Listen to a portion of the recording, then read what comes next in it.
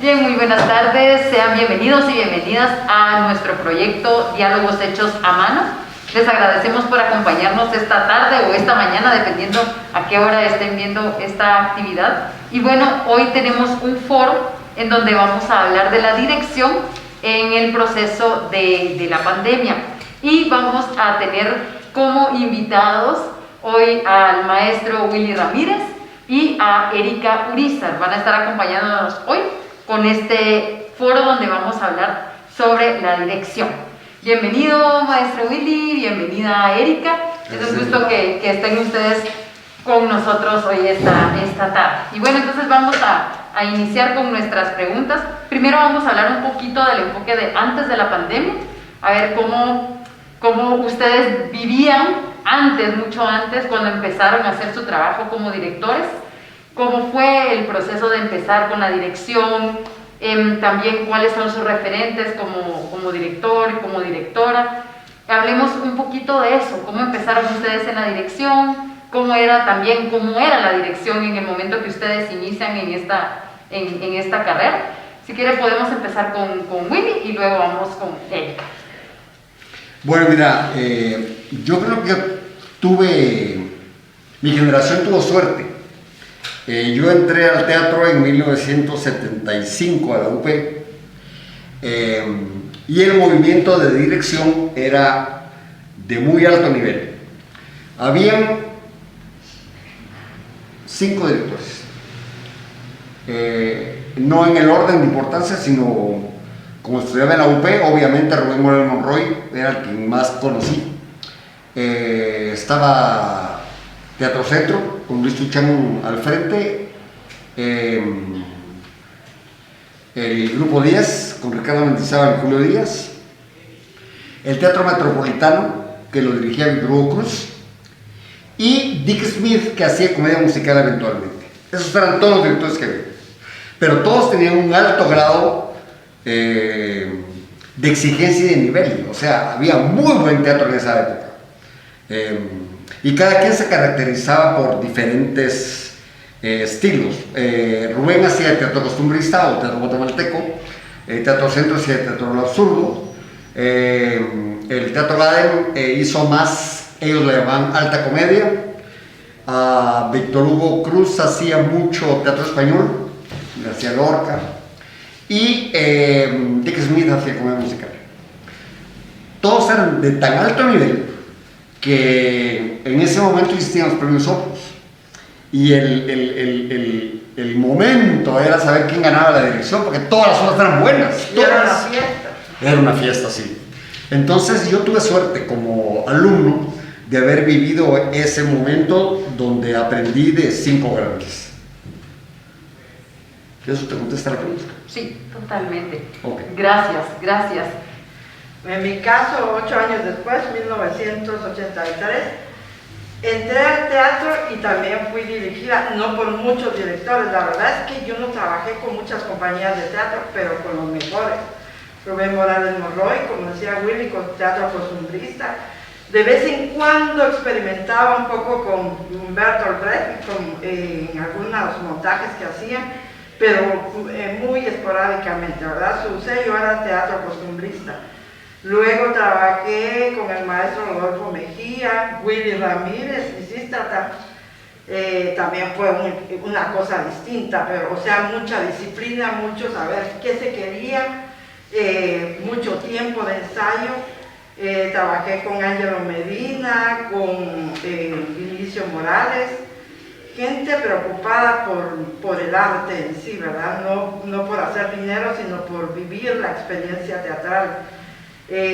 Yo no ingresé porque yo quería ser artista. Yo entré al teatro porque me llamaba la atención y porque iba cuidando a mi amiga, pero jamás creí que me iba a dedicar a eso, ¿verdad? Yo ya tenía cerrada mi carrera de Derecho y el papá de mi amiga me dijo: ay, mire, 3 días va a durar ella ahí, solo acompáñala.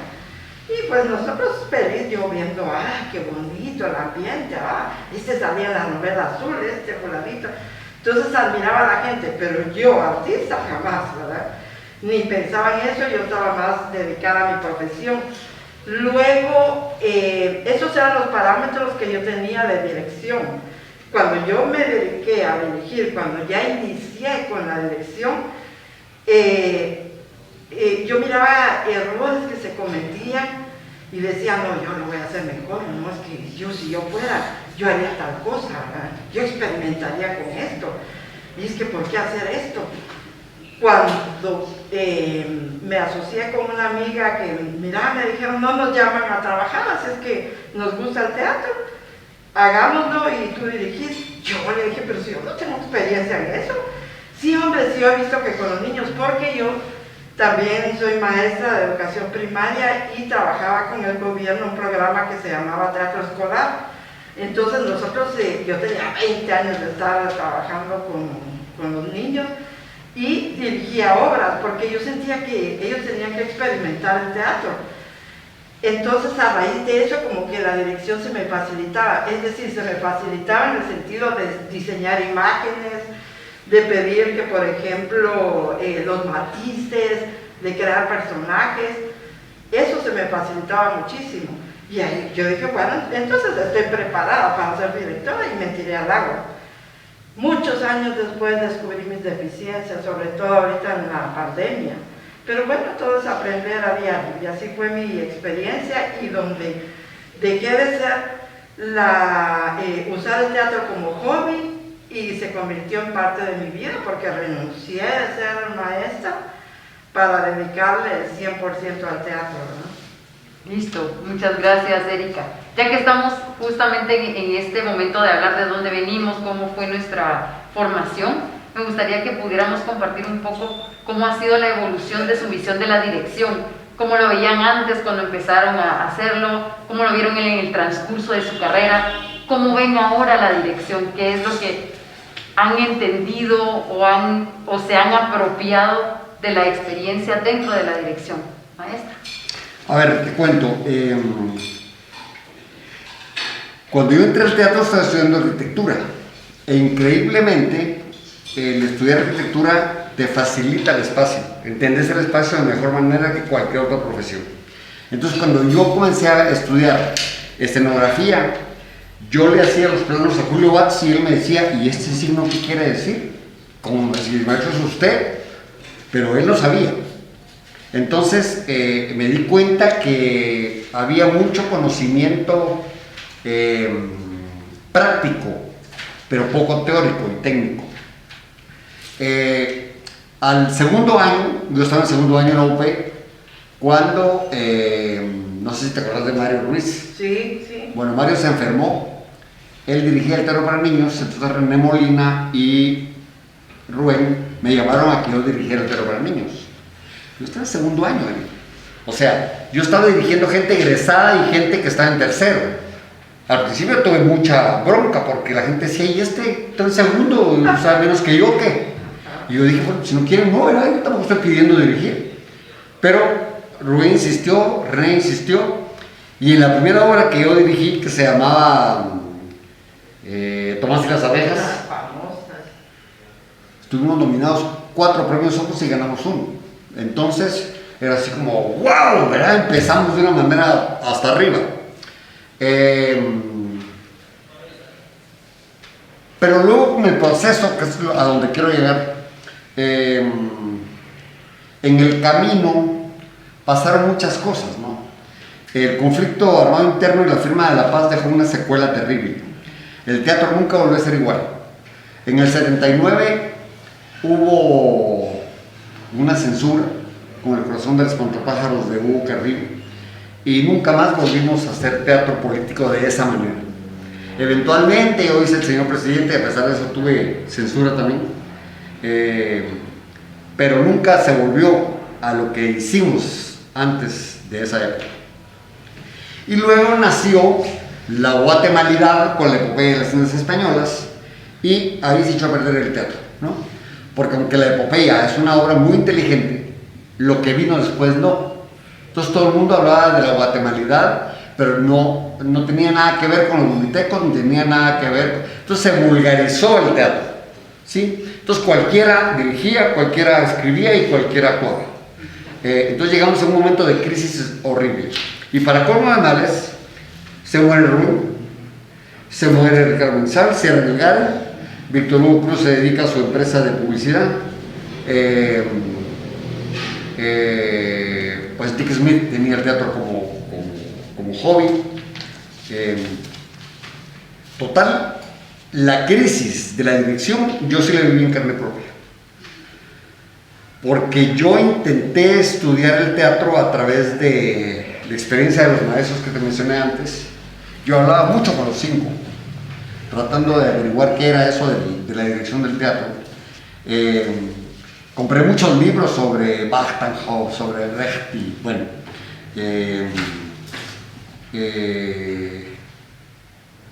Entonces llegó el momento en que formé mi grupo de Revoluciones Candilejas y comencé a experimentar. Entonces la gente, bueno, yo te dirigí en Lisístrata, era un montaje de, ¿cómo te dijera yo? Pretendiendo un alto nivel de calidad. En lo que menos pensábamos era en La Plata. Igual, si hacíamos un buen trabajo, iba a llegar gente y íbamos a ganar bien. Pero antes que eso, queríamos que la escenografía fuera preciosa, que el vestuario, que el ensayo, todo saliera perfecto. Pero me di cuenta que ese rigor que yo aprendí de Rubén, de Dick, con las cosas que hacía, de todos los maestros, directores que yo tuve, no lo tenía el resto. Entonces comencé a ver a compañeros trabajando la dirección desde un punto de vista muy... es tu trabajo, porque voy a hacer una obra de 2 actores, Emi y Gerson. Pero si ustedes son los actores, miren ustedes cómo lo resuelven. Yo soy el director, no les voy a dar todo servido. Entonces los actores tampoco tenían costumbre, porque los actores estaban acostumbrados a que el director les dijera todo lo que tenían que hacer. No había aporte de parte del director. Fue una de las cosas que a mí me gustó de la UP, que Rubén te decía todo, no te dejaba aportar ni una idea, y así eran casi la gran mayoría. Entonces cuando yo empecé a dirigir, pensé, no, hay que permitir que el actor proponga y haga cosas. Yo creo que la vida, no solo el teatro, entramos en crisis. Entonces, después del conflicto armado interno y la firma de la paz, después de que nace todo este fenómeno de la guatemalidad, y para colmo de males se reprodujeron como hormigas los cafeteros, que eran pues, unas cosas terribles, ¿no? Yo fui un par de veces porque una vez me invitó a alguien, pero prometí no volver porque eran bodrios espantosos, ¿sí? Había una vulgaridad expuesta, no había calidad de ningún tipo, no había profesionalismo de ningún tipo. Bueno, total, de hecho, yo mismo trabajé mucho con mucha comedia con Jorge Ramírez y Mónica Sarmientos. Llegó el momento en que ellos también se subieron a la cumbre del exitismo. Todo lo que yo hago es perfecto, entonces no necesito ensayar, y ahí rompimos sociedad, ¿sí?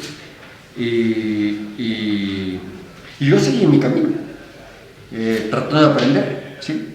Entonces creo que la dirección, para ir directamente a tu pregunta sobre antes de la pandemia, yo tuve la suerte de tener extraordinarios maestros, tanto en Guatemala como en el extranjero.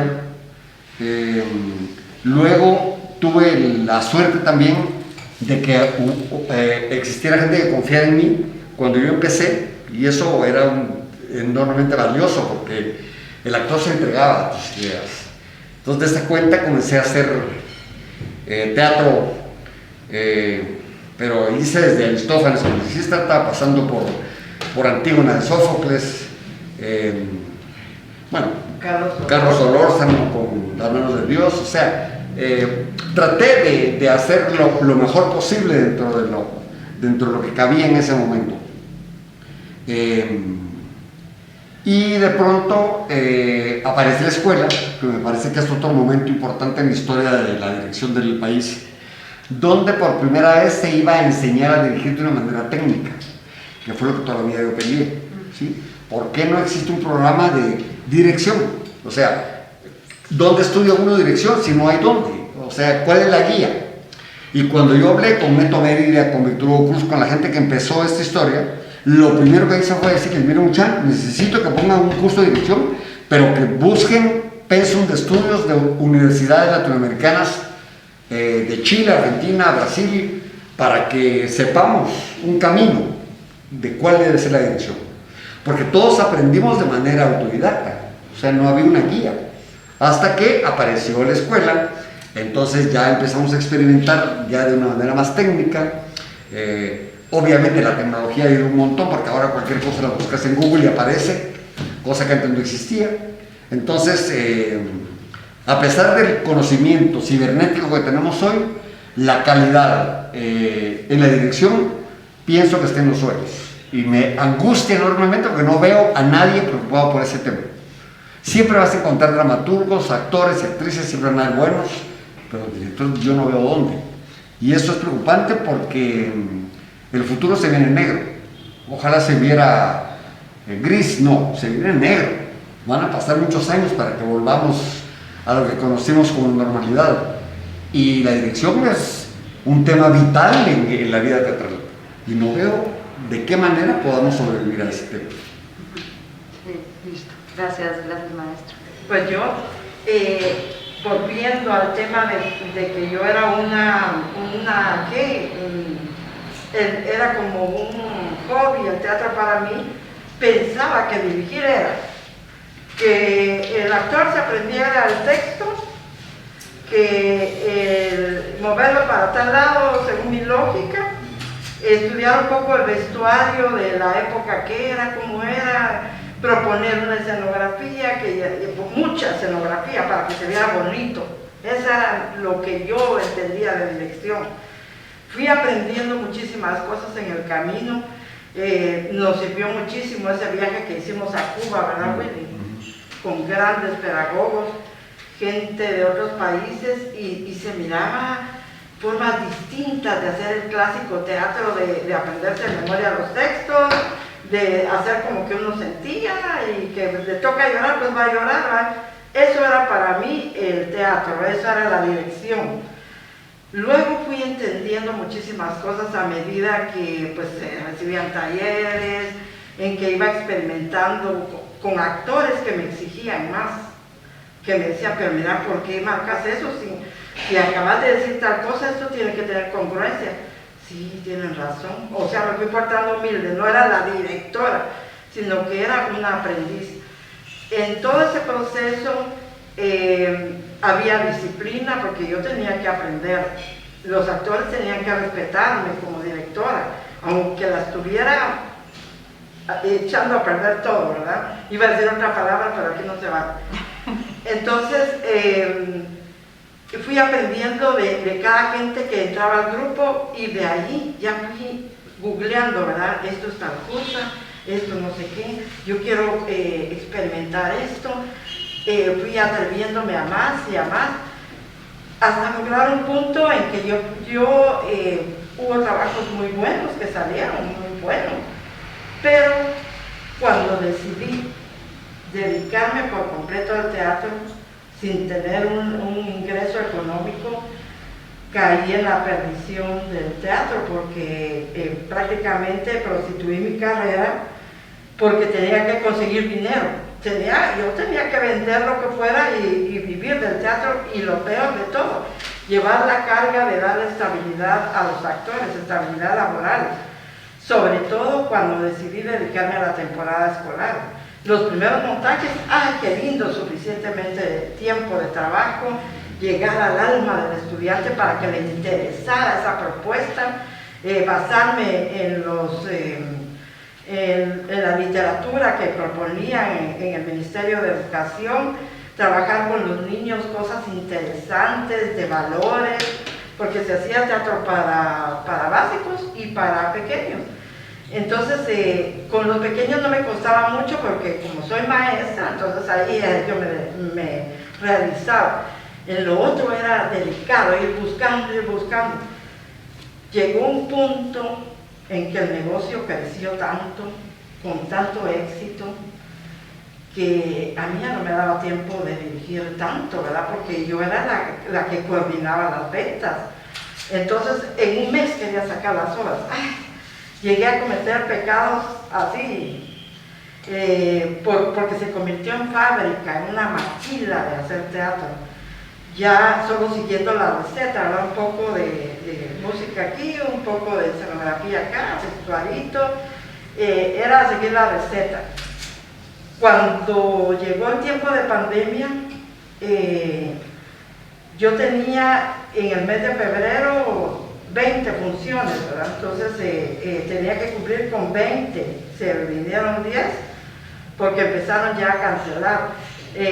Y yo había hecho un préstamo como siempre lo hacía, pero como era tan redituable, yo lo buscaba pagar eso. Estoy hablando ahorita como productora. Llegué al punto en que las obras salieron de William Shakespeare, imagínense, invertí un dineral ese préstamo y ahí vamos con toda la parafernalia del teatro, con toda la venta y todo se iba llenando. Viene esto y se viene abajo todo. Y yo dije, ay, qué bueno que pasó esto porque así voy a descansar un rato. Y vengo yo y en ese tiempo de ocio, sin preocuparme porque había dinero en el banco, empiezo a leer y a retomar todos los libros que tenía de teoría teatral y a leer otros más en internet. Me di cuenta, ¿qué estoy haciendo? ¿Qué hice yo? Y yo misma llegué a un punto en que pienso que tenía la capacidad, pero el negocio se convirtió en lo primero, ¿verdad? Entonces, al final, y los actores que venían ya con el fin no de desarrollar arte, sino de ganar. Yo, sueldo, eso me enseñaron y yo cobro tanto. Pero en tu trabajo no había nada, entonces yo, así está, que siga, así yo sigo trabajando. Me fui cayendo en un estado que como negocio muy bueno, pero como arte muy cuestionable. Llegué a la pandemia descansando y estudiando. Luego había que seguir viviendo porque se estaban acabando los ahorros. Y empiezo entonces a hacer lo virtual con niñitos, ¿verdad? Sí, pero yo veía que los niños se lo disfrutaban tanto porque nosotros ya estábamos trabajando otra cosa que requería que nos informáramos bien. Entonces, ahí fue donde empezamos a experimentar con nuevas cosas, a tratar de sobrevivir. Y el público, yo no sé si acudía a esas funciones por solidaridad con los artistas o porque el morbo, ¿cómo se dice? El querer experimentar esa nueva forma de teatro, digámosle forma de teatro, porque el teatro es teatro cuando hay público cerca. Ahí se produce el fenómeno teatral, ¿verdad? El arte, porque el actor percibe lo que el público está sintiendo, si está llegando uno o no. Pero era otra forma, los niños sí hablaban, reaccionaban, porque sí, no te dejes, que no sé qué, lo que siempre oía uno en teatro para niños, que es a lo que más me dedico yo. Entonces fue muy satisfactorio, tan satisfactorio que yo ya no quisiera que volviera a lo normal. Creo que se va a quedar una especie de híbrido. Bien, quiero aprovechar esto que acaba de comentar de cómo durante la pandemia aprovechó para hacer nuevamente ciertas lecturas y de darse cuenta de ciertas cosas. Ajá. Y quiero aprovechar esto para engancharlo de una vez con esta siguiente pregunta, y es cómo modificó la pandemia o en qué incidió la pandemia en su forma de ver la dirección o de hacer la dirección, si lo modificó o replanteó alguna idea de la dirección durante este tiempo de la pandemia, maestro. Previo a contestarte eso, solo quería hacer mención de lo que Erika habló. Tuvimos la suerte, Erika, Jorge Hernández Virlan y yo, de asistir a un taller en La Habana, Cuba. Osvaldo Dragún mandó un proyecto a UNESCO, él lo ganó y él lo bautizó como la Escuela Internacional de Teatro para la América Latina y el Caribe, EITAL. Sí. Fuimos un mes a Cuba. Erika recibió talleres con un chileno, ¿no? Sí, con Andrés Pérez. Con Andrés. Yo estuve con Santiago García, pero por aparte habían talleres después de las 5 de la tarde que terminaba la jornada. Uno de ellos fue Osvaldo Dragún, que era el director, nos daba dramaturgia, y el más grande fue Eugenio Barba. Entonces tuvimos una suerte. Y yo tenía, como llegamos un día tarde, a mí me pusieron a dormir con Santiago porque ya no había un cuarto. Entonces yo estaba feliz y soborné al maestro comprándole chocolates y todo. Entonces a la hora del almuerzo yo me sentaba con Osvaldo Dragón, con Santiago García y con Eugenio Bata a almorzar, hacerme el favor. Entonces yo solo abría la boca para preguntar y ellos, digo, casi ni comía por estarlos oyendo. Creo que fue una experiencia valiosísima para los tres. Cada quien, después de eso, lamentablemente no, somos un gremio muy separado, casi no nos hemos reunido. Sí, lamentablemente. Entonces, no sé qué hicimos cada uno con el conocimiento, pero de que nos sirvió, eso indiscutiblemente. Bueno, ahora yendo a tu pregunta. La pandemia no cambió el teatro, cambió la vida, ¿no? El teatro apenas es un microorganismo en medio de todo esto que conocemos como vida. Y al cambiar tanto, nos cambió el humor, la economía, los horarios de comida, tu comida misma, tu bebida, te cambió absolutamente todo. En el momento en que declararon que había pandemia y nos encerraron, nadie sabíamos cuánto tiempo iba a durar esta historia. Entonces, como dije, Google milagroso, lo primero que yo hice fue meterme en Google, averiguar pandemias, y ahí está que sucedieron cada 100 años y duraban de 3 a 5 años de recuperarse. Dije yo, ok. Entonces tengo un chat donde les puse que lo formó para el Mundial de Rusia. Entonces todo tiene que ver con la quiniela, ¿no? Entonces, ¿cuándo salimos a la normalidad? En mayo, en no sé qué. Y les dije yo, 2021. Ay, está exagerado, güey. Y no, me quedé corto, vamos a salir no sé cuándo. Entonces, la dirección, como dije antes, es un tema tan específico en el teatro que ya de por sí estaba ninguneado y estaba sin ningún nivel profesional. A partir de la pandemia, como les contaba, yo tuve una escuela, FES, Formación Escénica Superior, y en la escuela empezamos un taller de microteatro. Entonces hacíamos obras cortas en diferentes espacios de la casa y lo presentábamos los jueves. La primera obra fue de Mario Monteforte Toledo, luego hicimos un compendio de 5 obras mías, luego hicimos otra temporada con obras mías de mi hijo Diego y de Cristian Molina, y estábamos a punto de estrenar Los 8 Pecados Capitales, ¿sí?, cuando entró la pandemia. Entonces estábamos en un proceso de dirección interesante porque yo por más que abrí cursos de dirección, a nadie le importaba, nadie se inscribía. Si era actuación, ahí iba todo el mundo, pero dirección nadie. Entonces dije, pues voy a hacer trampa, ¿no? Entonces puse a dirigir a todos y les comencé a dar teoría teatral y decirles, investigue a Brecht, usted investigue a Merlo, usted investigue, y poco a poco fuimos ahí formando. Entonces el proceso de dirección comenzó a ser interesante porque había un saber de qué se trata eso, por lo que decía Erika, la gente creía que dirigir era hacia para allá y saber para allá, ¿sí? Y después nos dimos cuenta que no, que iba más allá, había una poética en cada cosa. Entonces, yo realmente creo que para que la vida vuelva a ser como la conocimos, van a pasar muchos años, pero muchos años. Yo calculo que cualquier vacuna anteriormente se comprueba de 5 a 7 a 10 años máximo. Y apenas llevamos 2.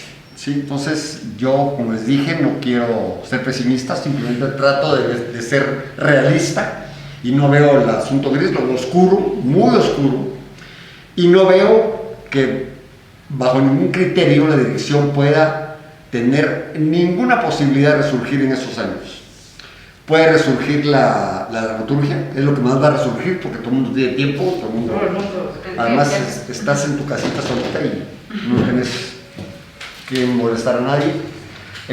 La actuación es algo que se practica todos los días, así que eso también va a sufrir. De hecho, los pocos grupos que han intentado hacer cosas en esta época, esa falta de práctica se siente.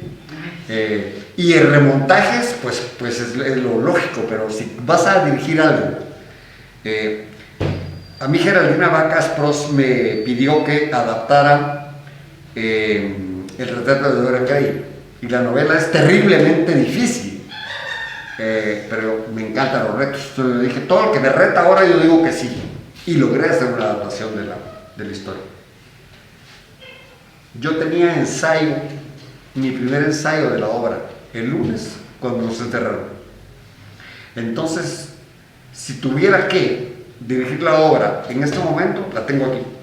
Yo la adapté, yo la escribí, todo lo tengo aquí. Entonces, sé lo que quiero. Obviamente, mi hijo Diego se convirtió en un mejor alumno, ¿no? Las últimas obras que hicimos fue Un terrible amado deseo y El mercader de Venecia, y Diego está a la par mía. ¿Por qué? Música, sonido, ¿por qué tal luz? ¿Por qué? Y entonces se convirtió en lo que yo siempre soñé que Rubén hiciera conmigo, que me enseñara. Pero no, Rubén me enseñaba. Todo el mundo al escenario, hagan tal cosa. ¿Por qué, maestro? Cállese, esto le digo, nunca me diga. Pero era la escuela, ¿no? Había una manera diferente de educar. Yo creo que este tema lo van a retomar muchos colectivos, mucha gente aquí en Guatemala y en el mundo, en el resto del mundo, y va a seguir siendo un fenómeno difícil. Tengo alumnos de la escuela que se fueron a estudiar a otros países, y me cuenta una de ellas, Valerie, que se fue a Escocia, que lo que están haciendo es teatro en la calle, porque eso les permite estar en la plaza. Entonces el trabajo de dirección es vía cibernética. Lo que quiero, Valerie, es que hagas tal cosa, aprendete este monólogo, vas a interactuar con tu compañera tal, van a estar en tal lugar a tal hora, y todo es casi cibernético. Se reúnen de una distancia terrible, el director está a casi una cuadra y los actores están uno allá y otro allá, y comienzan a dirigirse, pero es que ya no puede existir intimidad. En este momento, lo más cercano que estamos es un metro, ¿sí? Y ya no podemos, entonces, tener intimidad en el teatro. Y si algo caracteriza al teatro, la intimidad. Nosotros hicimos un par de funciones vía Zoom del tranvía llamado Deseo. Varios de mis alumnos me pidieron que los dirigiera por Zoom o por Skype o qué sé. Y dije que yo no volvía a hacer un Zoom en mi vida con dirección. Cuando me di cuenta lo frío que es ver el tranvía llamado Deseo por la pantalla, dije, no se siente nada, no es como estar en el teatro. Entonces decidí que yo, Guillermo Ramírez, no pienso dirigir si la vida no me permite la posibilidad de agarrar tal y darte un beso. Si no me permiten eso, no hay teatro. Si tengo que actuar a 30 metros de mi actor, no quiero hacer teatro. Eso es circo, eso será otra cosa, pero no es teatro. El teatro es claramente intimidad, y la intimidad nos queda muy lejos. Gracias, totalmente de acuerdo, gracias, maestro. Erika. Pues yo, como más dirijo teatro para niños, para mí, como les explicaba, fue, primero empezamos pregrabando, ¿verdad? Entonces ahí parábamos, ¿no?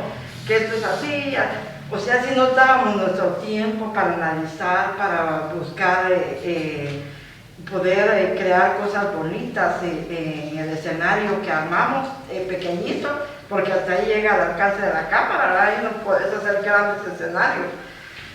Entonces experimentábamos hacer cosas con todo el tiempo, sin tener día de estreno, sino planificando cada cosa. Al final, cuando se presentaba, y a mí me encantó mucho porque resulta que los niñitos que estaban viendo en Zoom, primero obteníamos reacción de ellos, luego se creó una especie como de amistad entre los niños, porque los papás agradecidísimos, miren qué bueno que es que ya no hallaba qué hacer por los niños, ¿qué va a tener después? Entonces, bueno, entonces, mire, vamos a poner la obra en una temporada y hagamos cuentos, sí, los cuentos, a crear. Y los niños estaban disfrutando, y para nosotros ya era un placer. Y yo le digo a mi hijo, porque realmente no tenía cómo tener una compañía de teatro, porque no tenía acceso a actores, teníamos mucho miedo. Entonces, cuando llegaban, créanme que era bien difícil, tenían que entrar y quitarse la mascarilla. Bueno, primero la dirección, por Zoom. Entonces, usábamos el espejo para que se viera del lado que tenía que ser. No, es que mira, tenés que entrar aquí, y entonces tu diálogo no está bien, repitámoslo. Y daba lugar a que la sesión durara más tiempo, ¿verdad? Porque no teníamos nada que hacer. Entonces, ya iban saliendo trabajos bien bonitos, bien cuidados. Y esa experiencia de dirigir por Zoom es terrible, terrible. Se quedaba congelado, o no se le entendía bien, mira el micrófono, ponerlo así. En total fueron horas de dolor, de sufrimiento. Al final, cuando nos logramos reunir, daba mucho temor, a cada rato rociándose, que lavándose la boca, que haciendo esto, y la distancia, no, es que tienen que estar más juntos. Esa experiencia, bueno, y aprender a manejar todo eso, a mí me tocó manejar todos los aparatos para una proyección. Fue alegre, agradable, llegó mucho público, yo tuve una experiencia muy bonita. Luego la experimentamos en vivo, ensayamos antes de la hora, ya teníamos menos temor, y los niños estaban reaccionando, a la gente le encantaba, fue una experiencia bien bonita. Yo sí pienso que el teatro va a cambiar, creo que no vamos a volver a hacer lo mismo que hacíamos antes, y hay tantas corrientes que ahora se pueden aplicar, ¿verdad? Todo lo de posmoderno, ¿verdad? Trabajar ese tipo de teatro, que son experiencias, bueno, ya son antiguas, ¿verdad? Porque 1960 para acá han pasado muchos años, pero podemos empezar a usar otro tipo de áreas, porque los teatros están carísimos, quieren recuperar lo que perdieron durante la pandemia, y no se puede meter tanta gente porque ¿cómo va a pagar uno el teatro con 10 gentes, 20 gentes en la sala? Y pagarle a los actores, porque la mayoría de actores se dedican al teatro en la actualidad porque ganan un sueldo, honorarios.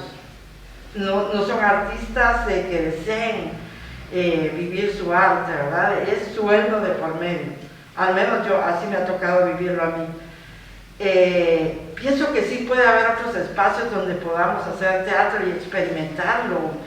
No sé, un teatro distinto donde no se necesite miles de gente viendo el espectáculo, ¿verdad? Teatro subvencionado, buscar maneras. Pero sí, yo sé que el teatro va a ser muy difícil, mucho riesgo para todos nosotros. Pero debemos probar las nuevas formas. Es que debemos ser gente creativa, esos somos los artistas. Y pues sí, hay que experimentar. Yo me acuerdo que vi una vez una obra donde en columpios, creo que era Cyrano de Bergerac, como me recuerdo, que un tipo de obra de esas. En columpios decían sus textos, era un experimento bonito, muy visual, ¿verdad? Pero sí pienso que debemos reinventarnos. Yo sí creo en la reinvención. Porque si no, no hay proceso de cambio. No hay. Vamos a seguir haciendo lo que hacíamos lo que hacía Stanislavski. Quiero aprovechar justo lo que estaba compartiendo de cómo fue esa experiencia de dirigir, de hacer, o bueno, de intentar integrar estos nuevos métodos tecnológicos a su espacio de teatro. Entonces quisiera que conversáramos un poco sobre esto. Ustedes han visto esto, le vamos a denominar teatro para que estemos en la misma sintonía, pero han visto estos trabajos que se han hecho dentro de la virtualidad. ¿Y qué piensan? Si han visto algunos trabajos de compañeros, de estudiantes, si lo han visto, ¿qué piensan? ¿Qué han visto también de esos trabajos? Si funciona, si no funciona, ¿qué es lo que ustedes entienden, perciben de esos trabajos? Si es que han visto, tomando también la palabra un poco de Erika, de lo que compartía de cómo fue cuando ella hizo las funciones para los niños, ¿verdad, maestro? A ver, primero yo quería hacer una reflexión respecto de la dirección. Cuando uno, como te pasó en la escuela, cuando uno entra a estudiar teatro, no vas a estudiar dirección, no vas a estudiar actuación, no vas a estudiar música, no, vas a estudiar teatro. Y eso implica una cantidad de conocimientos, en el cual está la dirección, pero es uno más. Entonces, mi experiencia personal, que ya les comentaba con la escuela, fue que al cerrar la escuela, el único curso que tenía viabilidad era el de dramaturgia, el cual nunca paramos, seguimos. De pronto vienen mis alumnas y me preguntan que por qué no ahora sí entramos a la historia del teatro. Entonces les dije, bueno, el génesis de la historia occidental empieza con la Ilíada. Además, después de haber estudiado toda esa historia que ocurrió, que no existen fechas precisas, entre el 1200 y 1000 antes de la era común, ahí fue la guerra de Troya, todo el mundo le asume a Homero la Ilíada y la Odisea. Y resulta que lo que divide la historia de la prehistoria de la escritura, y la escritura nace en el siglo VI, y Homero está en el siglo VIII. O sea, él no sabía leer y escribir, por ende no pudo haberla escrito, ¿sí? Los historiadores se lo asumen porque era como lo que hoy conocemos como la oralidad, ¿no? O sea, yo te cuento una historia y entonces vos se la contás a tus hijos de una manera y tus hijos se la van a contar a sus compañeros de otra y se va haciendo una historia enorme. Me imagino que algo así tuvo que haber hecho Homero. Además él era comerciante, entonces él conocía todo el mundo occidental en ese momento. Toda la Ilíada es el primer libro que conocemos de nuestra cultura occidental. Como les digo, entonces empecé a adaptar al teatro para poder tener teatro leído, la Ilíada. Todo el mundo estábamos de acuerdo. Nadie hubiéramos leído ni la Ilíada, ni la Odisea, ni la Eneida solos, pero en grupo, leyendo un canto cada día y luego comentarlo. Eso nos enriquecía y comenzamos a ver películas y bueno, se enloqueció toda la gente. Luego entramos al tema de la historia del teatro. Entonces era muy rico porque los trágicos escribían cosas que nosotros ya habíamos visto en la Ilíada. Y luego pasamos a la comedia y ahorita estamos envenenando. Y luego vamos a pasar a la comedia romana. Y tengo un montón de gente que no pertenece al teatro que me han estado pidiendo que les haga un taller sobre algo de historia, porque quieren entrar a un taller, pero no de teatro. Entonces, ayer terminé el arte. La primera clase es de este jueves en 8, que voy a dar una clase gratuita para que todo el mundo sepa, ya les voy a mandar la invitación. Y a partir de junio ya cobro los 500 pesos que cobro siempre, que es la historia de los Césares, ¿sí?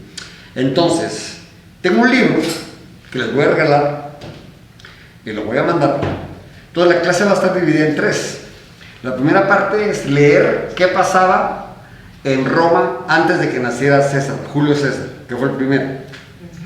Luego, un capítulo de la serie Roma, no sé si la vieron, que hasta la fecha sigo pensando que es la mejor serie que ha producido el mundo.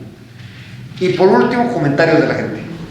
Cuando salgamos de Julio César vamos a pasar a Augusto, luego de Augusto pasamos a Tiberio, luego de Tiberio pasamos a Calígula, luego pasamos, etc. Y así nos vamos en historia hasta completar 91 Césares. Solo hubo céstas que estuvieron meses, donde no cambió nada en la historia. Esto los vamos a mencionar, pero los fuertes, los realmente poderosos, entonces vamos a ver series y vamos a hablar un montón sobre ellos. Entonces tengo increíblemente una enorme cantidad de gente que no es de teatro, que está interesados en el taller. Entonces eso coincide con lo que hablaba sobre la investigación, ¿no? El ir a la historia siempre va a ser una herramienta vital para el ser humano. Entonces, como empecé diciéndote, si no podemos hablar de dirección en este momento porque no están dadas las condiciones, entonces hablemos de teatro. Y como no hay gente que no le interesa estudiar la tragedia griega, pues simplemente no les interesa, porque se la sienten aburrida, entonces les voy a dar la historia de los Césares. Y contada de la manera como la voy a contar, va a ser apasionante. El primer punto es que somos para adultos, porque los Césares son unos degenerados desgraciados, entonces no puedo tener niños en el taller. Va a ser un taller totalmente agresivo, terrible, y no solo por Calígula, que fue uno de los peores. Tiberio era terrible, o sea, y no hablo solo de la vida sexual, sino de las perversiones de todo tipo que vivieron esta gente. Tener el poder absoluto sobre el mundo conocido, eso era obsceno, ¿sí? O sea, yo poder decidir sobre tu vida. ¿Saben qué? Me cae mal, échensela. Digamos, pretorianos si te cortan la garganta, porque a mí se me dio la gana, así era la vida en Roma. Entonces, y de la misma manera, me cae bien Gerson, regalémosle la isla tal, porque a mí se me dio la gana, porque tenía el poder de hacerlo. Entonces, la vida, tanto griega, estudiamos todos los mitos griegos, la mitología griega es un encanto. No tenés idea de la cantidad de identificación que hay de los mitos griegos a nuestra propia vida. Para no hacer larga la historia, te voy a contar un mito. Resulta que Zeus se acostaba con todas las diosas y todas las mujeres lindas mortales, ¿no? Entonces tiene a un hijo que le llaman Heracles, que en la cultura romana era Hércules, ¿no? Entonces la esposa estaba totalmente celosa e indignada, entonces manda a que le tiren un par de culebras a la cuna del niño, y el niño agarra las culebras, las hace pedazos, ¿no? Entonces, no, este niño me va a hacer la vida imposible. Entonces le pide a alguien que mande al niño y que lo pierda en el bosque. De ahí nacen los cuentos clásicos de la mitología griega. Viene esta gente, deja al niño, alguien lo recoge, lo regresa, y Heracles, la esposa de Zeus, dice: ¿y ese niño qué lindo? No, pues lo encontré. ¡Ay, qué lindo! Déjame, yo lo quiero amamantar. Entonces resulta que la mujer que había mandado a matar a Heracles resulta ahora ser quien le da de mamar. Pero como era Hércules, una fuerza horrible, el niño, cuando succiona el pezón, riega toda la leche por el universo y ahí se crea la Vía Láctea. Deciden si no es hermoso. Bueno, y así como eso, estamos llenos de mitos en nuestra vida diaria. Ya no digamos cuando hablamos del derecho romano, de la democracia de los griegos, nuestra vida se parece mucho a Roma, en muchos aspectos de la vida. Entonces, estoy seguro que ese taller nos va a llenar de satisfacción, porque era lo que decía Erika: si no podemos dirigir, reinventemos el teatro, reinventemos nosotros mismos, ¿no? Haciendo cosas que a la gente le interese. Sí. Y yo estoy muy de acuerdo con eso, que hay ciertas limitaciones que van a abrir otros espacios, justo lo que hablaba de la creatividad, ¿verdad? De crear, pero de forma resolutiva, de no forzar un espacio, sino que resolverlo de otro lado.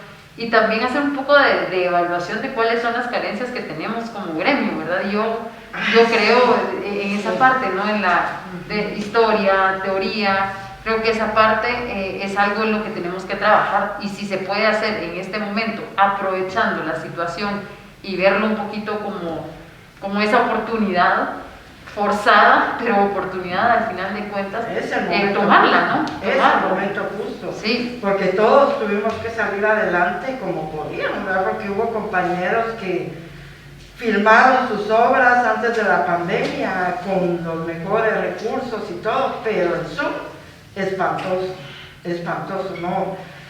Yo no aguantaba, habían obras de hora y media, era insoportable porque en primer lugar el sonido no va directo hacia el público, sino que es un sonido encajonado en un teatro, entonces es sordo, es horroroso. La imagen, si uno cuenta con un buen internet, sale nítida, pero no dice nada, es solo se mira todo lo vistoso, pero la obra no se lograba apreciar y vendía la entrada, o sea, sí fue pecado mortal, pienso yo, pero hay que aprovechar toda la situación que se vivió, porque yo así conocí el trabajo de muchos compañeros, porque les decía que yo estaba tan involucrada en lo que hacía, que dejé de ver qué pasaba en el mundo del teatro, qué propuestas había. Vi unas 3 o 4 obras durante la pandemia, ninguna llenó. Yo dije, no, ellos piensan que porque adornaron bonitos estos teatros, no. O sea, era una crítica mía, ¿verdad? No, con mi familia. Luego vi un trabajo que hizo Patti Rosenberg de Aladino, donde se hablaban los actores y como imagen estaba muy bonito, ¿verdad? Pero no estaban las escenas ricas, así, en una historia contada, sino el bailecito. Yo, dicho sea de paso, detesto los musicales. Ay, odio ver que la gente está cantando y después habla y no me gusta eso. Bueno, pero para todos hay gustos entonces sí, tuve oportunidad de conocer el trabajo de los demás, les hacían entrevistas, conocí a muchos compañeros que yo no sabía que existían de teatro. Para mí, los de teatro eran Rosita Rodríguez Marroquín, Ana María Villar, gente que ya había desaparecido. Sin embargo, ver a la juventud que estaba trabajando con nuevas propuestas, que muy interesantes, ¿verdad? Pero que habían detalles que no se cuidaban. Gente lamentándose de la situación que estábamos viviendo, criticando lo que los demás hacían. Ve, fulanito se está presentando, miren qué cosa más, pero no proponemos soluciones. Si yo descubro que fulano está fallando, no me gusta su trabajo, debo hacer una propuesta. Por algo es que estoy criticando el trabajo de los demás. Tenemos que presentar nuevas formas. Si eso no está bien, bueno, pues yo voy a tomar las riendas y les voy a demostrar cómo se hace. Eso es lo que debería motivar a mucha gente de teatro y no convertirlos en críticos, porque ahora todos con el Facebook, todos criticamos como no damos la cara, ¿verdad? Entonces destrozamos el trabajo de los demás en lugar de hacer un aporte. Eso pude ver mucho en la pandemia, ¿me comprenden? Entender que esto era una cosa que nadie hallaba cómo salir de eso. Pero la cuestión era que sobre el camino había que montarse en el caballo y seguir adelante, ¿verdad? Haciendo camino, abriendo brecha. Y bueno, no funciona el Zoom, pues hagámoslo en otra plataforma. Tampoco funciona, es nítida, pero esta no sirve. Ir a grabar estudios carísimos, donde podíamos poner una pantalla profesional LED, donde se trabajaba, que parecía teatro, pero parecía, no era teatro. Con actores bien trabajaditos, la comedia del arte y todo eso, pero no llegaba del todo al público, no llegaba. La gente fue buena, nos compró funciones. Yo, cuando fue el Día del Niño, dije, ya la hice, porque me llamaban los colegios, mire, yo quiero, era la novedad. Empezamos este año con la desesperación de no saber qué hacer, de buscar espacios, los centros comerciales que no se convirtieran en lugares solo de ir a ver a los personajes saludando, sino yo le decía cuando me compraban, mire, y si hacemos aquí como un flash move y que la gente se detenga, y mire, si es que no podemos porque la gente no se puede aglomerar y eso provocaría aglomeración, es cierto. Bueno, mire, entonces hagamos que hagan estatuas creando historias, cambiamos a cada 10 minutos y los niños se van a participar, se toman la foto y van a decir, mi niño participó en tal obra. Es decir, nosotros queríamos capturar al público como fuera, no irnos a parar. Pues se ha creado un montón de posibilidades de trabajar en espacios abiertos donde podamos reunir a la gente, pero ya trabajar, ya se necesitan otras cosas. Es decir, la pandemia nos dejó una gran lección a todos de que debemos como gremio estar unidos. Se creó Artífices, que es la asociación de productores, ¿verdad? Que ha ido funcionando más que bien, creando proyectos y tocando la puerta al Ministerio de Cultura para que diga, miren, apoyemos a los artistas, pero no apoyar de dar dinero, sino de crear programas, por ejemplo, de dirección, ¿sí? Estamos mal con eso, ¿verdad? Entonces tenemos que llamar a los mejores directores para que sean ellos quienes dirijan, creen esa escuela, ¿verdad? En eso debería estar funcionando el Ministerio de Cultura, porque cuando algo ya es subvencionado, ya tenemos el tiempo para dedicarnos a eso. No, porque si alguien no está subvencionado, tiene que sacar su propio dinero para sobrevivir. Y yo pienso que pero ahorita se están haciendo los pasos para lograr que el Ministerio de Cultura vea a los artistas, sobre todo a la gente de teatro, porque el teatro ha sido como la cenicienta de todas las artes, porque no miento si les digo que la mayoría de obras, de funciones, no tenía mucho público. Últimamente los musicales eran los que estaban jalando gente, pero yo creo que eran los parientes de los actores que, como eran tantos en escena, pues todos sus parientes y amigos estaban ahí, porque el público per se no visita las salas de teatro, son pocas. Nosotros, imagínense ahora con la pandemia, menos se hace atractivo el teatro para el público. Y pues menos directores, ahora cualquiera, todos dirigimos, ahí sí, hagan tal cosa, yo soy la directora, ¿verdad? No nos profesionalizamos en este arte, en dirigir, porque dirigir es un arte, lleva uno la batuta, es como pintar un cuadro y tener un concepto de eso, ¿verdad? Y decir esto es algo. Es necesario que nos preparemos y que acudamos al Ministerio de Cultura y Deportes y los obliguemos a que ellos pues hagan algo en pro del teatro en Guatemala y de las artes en general. Bien, bien. Tomando en cuenta todo esto que usted ha mencionado, lo que mencionó anteriormente, me gustaría que pudiéramos hacer un breve diagnóstico de entonces, a partir de toda esa experiencia que vivimos de forma individual en nuestros espacios como director, como directora, ¿qué creen ustedes desde su percepción, desde su experiencia, que debería modificarse de la forma de hacer teatro o debería quedarse igual después de la pandemia? ¿Cuál sería su diagnóstico dentro de su experiencia, tomando en cuenta todo esto que han hablado?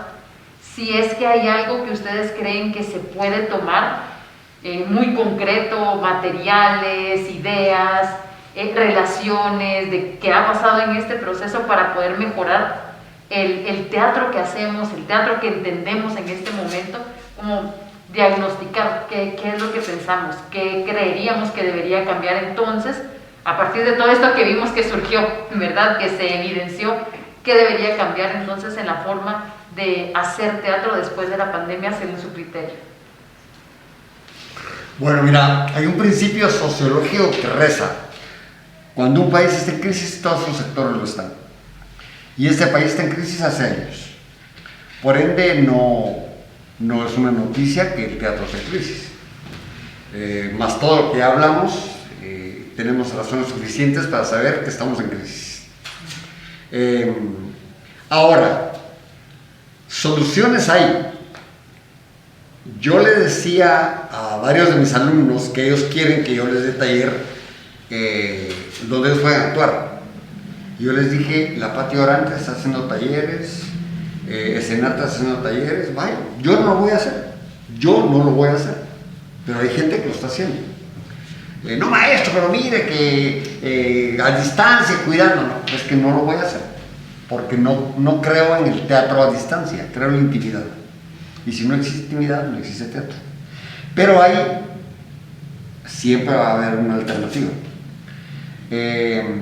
Yo le decía a Cecia, que la conoces muy bien, ella es mi representante en Artífices, entonces toda la vida Artífices está viendo qué hacer. Yo le decía a Cecia, yo creo que el teatro del futuro inmediato es, por ejemplo, irse a un parqueo del Teatro Nacional, cada quien en su carro, pones una tarima, bocinas y haces un espectáculo más visual que íntimo, ¿sí?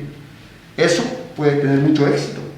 Entonces, por ejemplo, te vas al parqueo de artistas, pones a todos los carros aquí que enciendan su luz y ya ni siquiera necesitas iluminación porque no están iluminar, y en toda la parte de entrada, la de nada, y todo ese espacio está lleno para que actúes. Ahí puedes montar. Yo monté Shakespeare en el cubo escénico, o sea, se puede.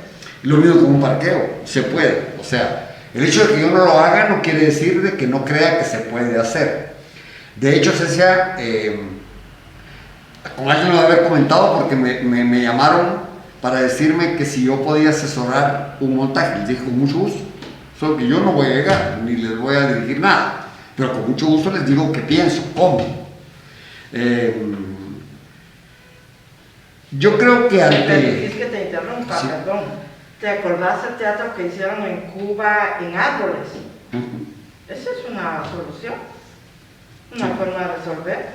Sí. En el parque, Sí, en una cancha de cosas. básquetbol. Sí. Sí, yo creo que lo que mencionaba Erika respecto del precio de los teatros, cuando volvamos, es que ya no hay teatros. Ahora solo quedaron los oficiales y el Lux, que está haciendo la lucha por sobrevivir. Pero ya no hay teatros. Todos los demás cerraron, todos, incluyendo el Liga. Claro, para el Liga va a ser fácil cuando todo vuelva a decir, va, estamos otra vez aquí, porque ahí está el teatro. Los demás, en empresa privada, cerró, todos. Yo tuve que cerrar mi escuela también, donde había teatro. Pero creo que en momento de crisis es justo cuando el ser humano saca su mejor versión de creación. Entonces, si en la comedia del arte se fueron a la calle, este es el momento de volver a la calle, o volver al parqueo, o volver al atrio. Lo clásico, lo seguro es que el teatro es muy difícil. Yo hice una encuesta dentro de mi público que registré durante los años que hice y les pregunté, si yo hago una obra en teatro de cámara, me permiten un aforo de 125 personas, ¿usted llegaría? El 90% me dijeron que no. Que con mucho gusto iban a la gran sala, porque es más grande. A ver si se sientan bien lejos unos de otros. El de cámara no, es muy cerca. Entonces, ¿qué queda? Ándate al cubo escénico, a los parqueos, a la calle. Y ahí, así como se han creado diferentes maneras de teatro, como la comedia del arte, de la misma manera, ahora se hacen espectáculos, como insisto, más visuales para que la gente tenga la oportunidad de estar en su carro, o simplemente les pones sillas muy separadas para que la gente se siente y pueda ver un espectáculo a distancia con un buen equipo de sonido, y la gente, si hay, va a ir, porque la gente está harta de ver Netflix, quiere ya empezar a ver cosas. Insisto, el hecho de que uno lo haga no quiere decir que no se pueda.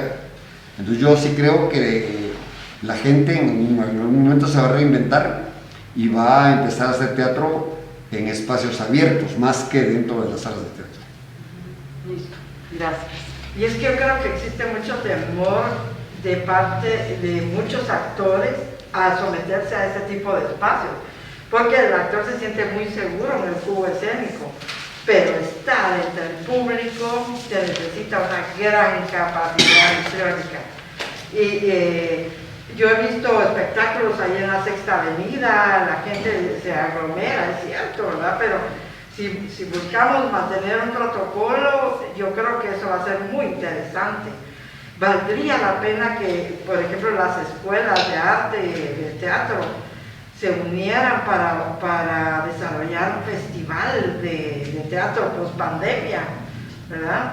Con ideas como esa, ¿verdad? Que en un campo sobre los árboles, es que a mí me fascinó eso que vi. En las fachadas de los edificios, en los balcones, los actores estaban de distintos países, Willy, 80 países.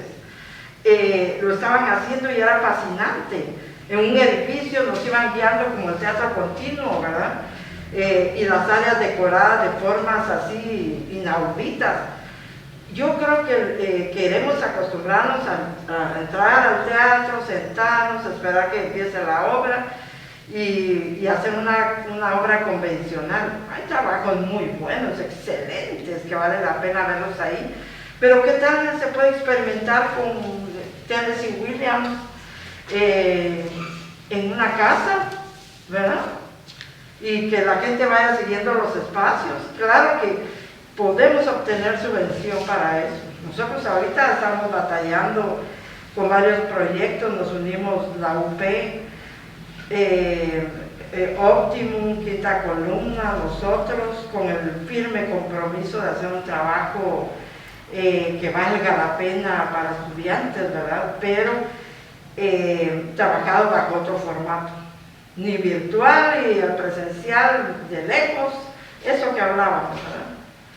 Esperamos que se logre, estamos reuniéndonos para realmente lograr, como al final somos los productores, y en mi caso directora también, entonces se vienen las ideas, proponemos, pues al final tiene que salir algo. Bueno, lo importante es que ha salido la unión de las compañías de teatro que éramos acérrimos enemigos con una competencia espantosa, ¿verdad? Que se creó en la temporada escolar de 20 años para acá, ¿verdad? Aglutinados todos en artífices con diferentes formas de hacer teatro. Es sumamente interesante toda la experiencia y creo que, y eso se ha revitalizado en pandemia. Creo que hay que aprender la lección que nos deja la pandemia, que las academias ya corten con la enseñanza tradicional de solo enseñar mimos, porque yo le digo a mi hijo, mira, en A ponen mimos, ¿por qué? ¿Por qué? Tiene que haber una reestructuración de todo eso, cambiar todo lo que se ha venido enseñando. Es bueno, pero hay que cambiarlo porque no ha dado buenos resultados. ¿Por qué insistir en el mismo camino? Tiene que haber un cambio grande y la pandemia debe ser aprovechada, este periodo, porque todavía, esto no es post-pandemia, todavía estamos en un periodo de pandemia. Sí, totalmente. Bueno, me gustaría poder cerrar nuestro foro con una última intervención en donde ustedes puedan comentar algo que ustedes quisieran dejarle a la gente que está haciendo teatro en este momento o que están intentando hacer teatro, o una reflexión muy propia de cómo ha sido su proceso para poder cerrar toda esta experiencia que hemos pasado durante la pandemia, ¿verdad? ¿Qué les quedó a ustedes o qué quisieran comentar para poder cerrar toda esta conversación sobre su rol como directora, como director durante esta pandemia y cómo lo vemos a futuro? Si nos pudieran compartir una idea, una reflexión, algo para poder cerrar nuestro foro. Bueno, en principio les quiero agradecer a Emi y a Gerson por habernos invitado a esta oportunidad de poder hablar de lo que nos gusta. Y la reflexión, creo que lo que nos ha enseñado la pandemia es que debemos tener una enorme capacidad de adaptación ante la nueva realidad. Entonces, lo está haciendo el mundo entero.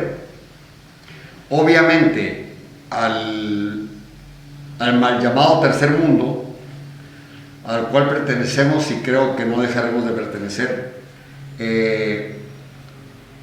nos cuesta un poco más, por cuestiones de educación, por tradición, por etnia, por lo que querrás. Entonces, es complejo adaptarse a esta nueva manera de ver la vida.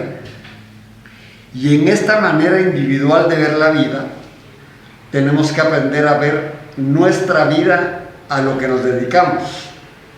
Y lo que nos dedicamos, que es a la dirección teatral, en este momento a nadie absolutamente le importa. Eso lo tenemos que tener muy claro.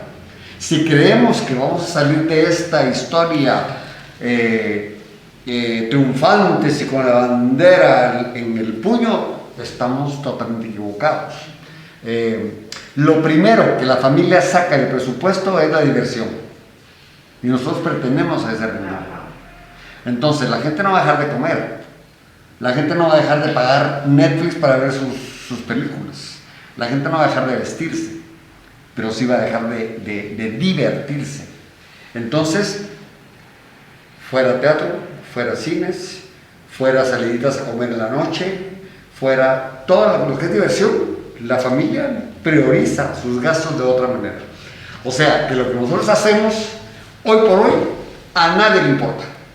A nadie le importa. Por lo menos en el tercer mundo. En el primer mundo están haciendo cosas, festivales. De hecho, la Ceci Santa Marina está creando, creo que el jueves hay algo sobre la Bienal de Londres donde va a participar Joaquín Orellana. Y, o sea, el primer mundo se mueve, pero nosotros no pertenecemos al tercer mundo. Entonces, como tercer mundo, tenemos que tener clara que a lo que nos estamos dedicando hoy no le importa a nadie. Entonces tenemos que crear esos pequeños espacios. Pues a mí se me ocurrió hacer talleres de esta manera y espero que me vaya bien para luego. Ya tengo preparado mi segundo taller, que son las 10 mujeres en la historia más influyentes, ¿sí? Empezando por Elena de Troya. Entonces, creo que la reflexión final para la charla, porque final para la historia va a ser muy complejo, porque, insisto, nos quedan muchos años todavía, en lo cual seguramente nos vamos a volver a reunir de aquí a unos años para volver a hablar sobre, bueno, ya pasaron 5 años y ¿qué pasó con la dirección? Pues no pasó nada. Y van a pasar otros 5 y no va a pasar nada.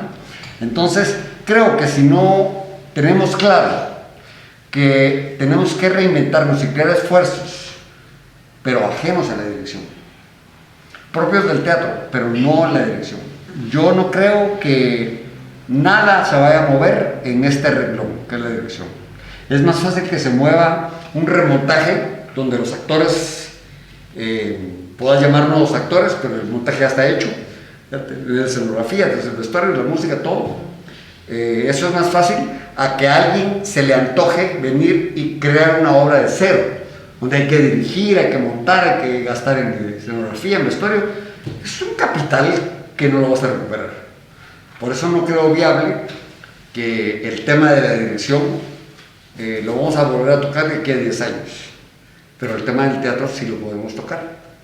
Y si somos tan creativos de poder reinventarnos día a día. Gracias, maestro. Muchas gracias. Pues, no cabe duda que la humanidad siempre se ha reinventado, ¿verdad? Porque hemos vivido tragedias enormes. Ha habido como un rechazo hacia lo que ha existido.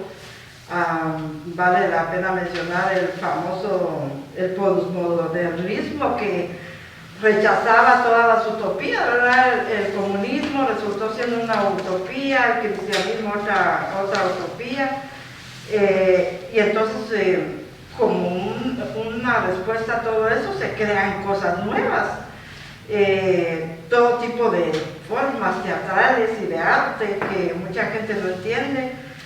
Pero en la actualidad nosotros tenemos que, los que hacemos teatro y nos hemos preparado con el teatro, con toda la técnica teatral, la vida y por haber, tenemos que agarrarnos de la mano de la economía naranja para poder darle formas útiles a lo que sabemos de la técnica del teatro y convertirlo en algo que resurja con nuevas formas, ¿verdad? Hablando de los espacios. Pero es la oportunidad también de que la gente que se va a dedicar profesionalmente al teatro investigue antes ¿qué es el teatro? ¿Por qué me voy a dedicar? ¿Por qué?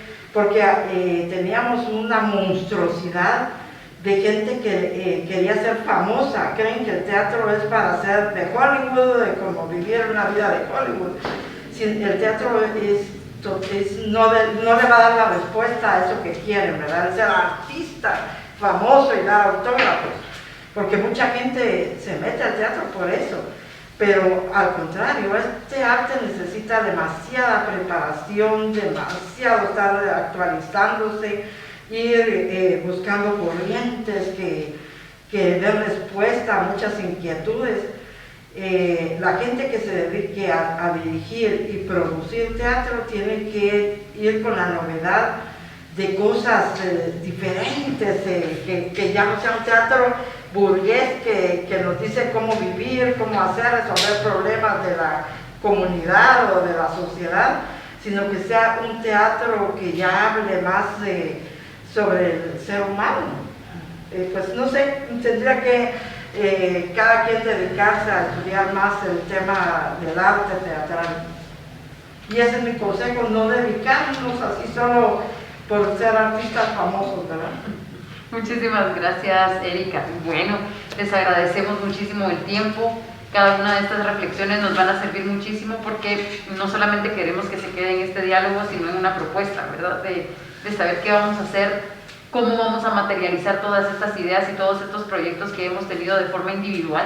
También cómo hacerlo ya al final como una puesta en común, porque al final el gremio es el que sale o no sale, sí. Y que podemos fortalecernos dentro de esas individualidades, pero al final la propuesta, ¿verdad? Entonces esa es una de nuestras ideas de estas mesas de diálogo, proponer, pensar qué hacer y concretarlo más adelante. Entonces gracias por su tiempo, por su información, por esta valiosísima experiencia que nos han compartido, de verdad les agradecemos muchísimo, y también a ustedes por habernos acompañado durante este último foro en el que hablamos sobre dirección. Y bueno, hoy no lo había mencionado al inicio en la presentación, pero vale decir que dentro de nuestros invitados también está César Huarcach, pero por asuntos que estuvieron fuera de su control no pudo acompañarnos esta tarde, pero creo que también fue importante haber logrado mantener los tiempos y la experiencia. Tuviéramos tiempo de compartir ellos. Pero no me quiero ir sin despedirme de ustedes y felicitarlos por esta actividad. De verdad, sigan buscando que van a encontrar. El mundo ofrece muchas perspectivas y qué gusto compartir contigo, Willy. Gracias, muchísimas gracias, Erika. Willy, muchísimas gracias. Y bueno, con esto también damos por concluido nuestro proyecto de diálogos a mano de la compañía artística Midas y la compañía Proscénico. Los esperamos muy pronto para próximos proyectos teatrales. Que tengan una buena tarde.